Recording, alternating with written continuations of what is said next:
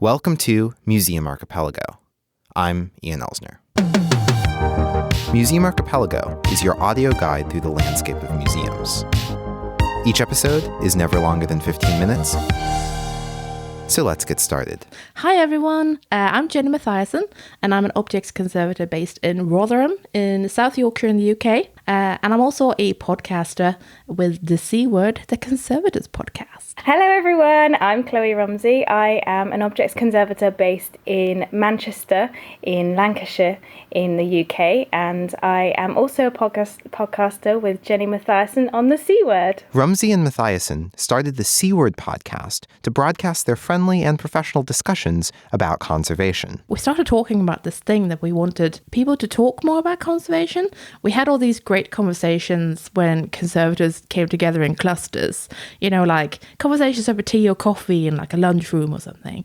And I always wished I could share them with people and broadcast them to other people and share them. Yeah, so it's worth saying that Jenny and I used to, we studied together at Cardiff University on the Conservation Masters there, and then we almost immediately started working together in Cambridge in the UK also. So during that time we were sort of always constantly chatting with each other about different conservation issues and life in general, and at the time we were emerging professionals in the profession, so we had the same kind of struggles, and those were the kinds of times that we'd start talking about some real hot topics in conservation and think, actually, we should be recording this, other people should get involved, it's really interesting. Each episode features a different hot topic in the conservation world.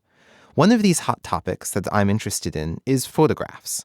I like to imagine a photograph in one of two ways. Either it is data, a digital photograph, or it is an object, like an actual printed photo. How do you in the conservation field approach the difference, and what would you like to see changed?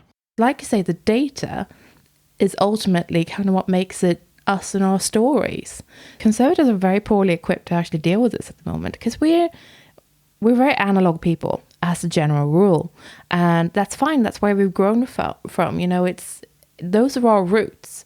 But I think we as a profession now need to kind of branch out and embrace the fact that technology is something that we need to look after. I love this research that's going on in Sweden, for example, about collecting social media images and what the rights issues are and, the data protection angle of it and all that stuff. I think there are really fundamental things that people always want to know about each other. It can be things like, what kind of food do you eat? And what do you do every day? Well, what do you see when you wake up? And actually, we do record that now. I mean, in a way that we never did before. I mean, we do. We take Instagram photos of our food. I mean, we actually do record it. But where does that data go? Where does it go? I think I have my opinion of photographs is that we know how people's attitudes to photography 100 years ago.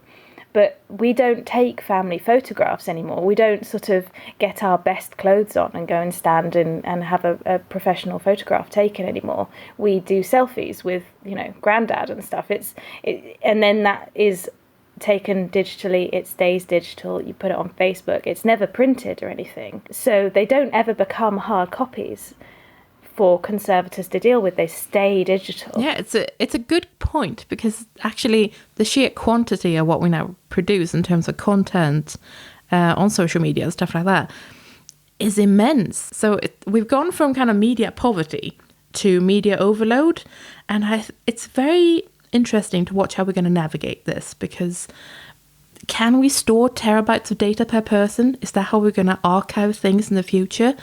Is that feasible? Do we now curate things in a really specific way? There are so many museum challenges here. I'm just loving it. All of this makes me think of a project at the Rwandan Genocide Memorial Center in Kigali, Rwanda, that digitized photographs of people murdered during the genocide.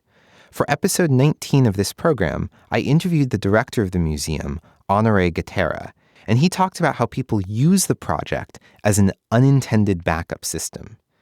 Here is Gatera talking about the project. It's one of the valuable things that survivors had on them, because their personal belongings and properties were burnt or destroyed.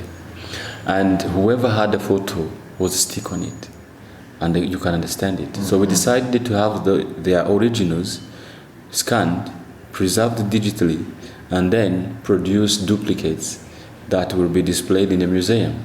And that was, for them, one of the best things we did.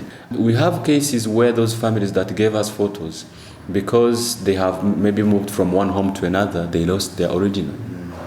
And it's the only area where they come and say, can I have a copy of my photo that I gave? And we give them a copy.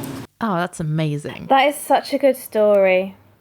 I suppose it's a way of looking at the saving of data and the saving of an archive of the way we live now in all over the world. If we do stuff, museums do stuff like this, then it will create more of an equality of recording digitally.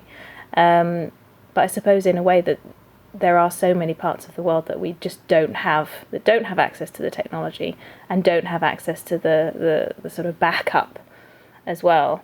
There's an interesting way that a contemporary aspect of privacy, for example, that we must protect ourselves from companies like Facebook that use our data for various purposes, is at odds with the conservator's instinct, maybe 100 years from now, to collect as much data and photographs from our time as possible.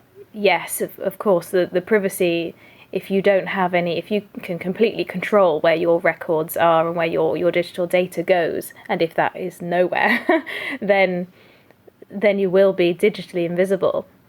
If you're fairly feckless and you don't really care all that much about cybersecurity and you've got, the same password for everything, and your cloud is, just constant and open in the basic version, then you're going to be the most visible. But doesn't this raise an interesting point that, actually two things. One is that don't conservators often lament that we don't have much from the everyday person in our collections because it all disappears, so on the other hand, the representation will be amazing. On the other hand, everything that anyone puts out there is actually carefully curated. It's not like you actually share every moment of your day with all these people. At any point, we're sharing the happy moments, we're sharing the really polished ones, what we really want people to see. So ultimately, I think these new digital collections of ourselves from right now are actually a very one-sided story, still worth telling and still worth keeping, but not necessarily as well-rounded as we might think. My mindworm at the moment is actually contemporary collecting, and I don't mean social media stuff. I'm just meaning the objects from people living now. I feel like museums really vary in how they approach this, if they're actively asking for people to bring in things from their lives and really recording their stories to go with it. So I love initiatives like the new LGBTQ+ museum that's going to open in London at some point in the future, because they're really collecting things from people here and now. It's called Queer Britain, and it's just been announced. So they've started very much asking people for donations for the stories. Basically, they're building a collection from scratch, which sounds amazing to me.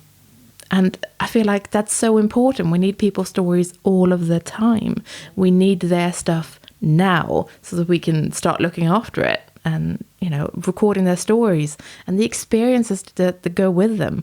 There are so many stories and I just want to keep them all. So what are the best episodes of the C Word podcast that new listeners should try? What do you say, Jenny? I think if you want to start at the beginning. If you listen to the first episode, which is demographics, then you'll hear about what types of people are conservators and why that can be a problem sometimes. I think if you don't know conservators, go and have a listen to that. But there are loads of great topics that we deal with, so it's like a good pick and mix. This has been Museum Archipelago. If you like the show, you can support me by joining Club Archipelago. In exchange for your support, you'll get access to a new premium audio feed that guides you further behind the scenes of museums. You can join the club by going to patreon.com/museumarchipelago or looking in the show notes for this episode. For more information or to submit feedback, go to museumarchipelago.com or museum_go on Twitter. Next time, bring a friend.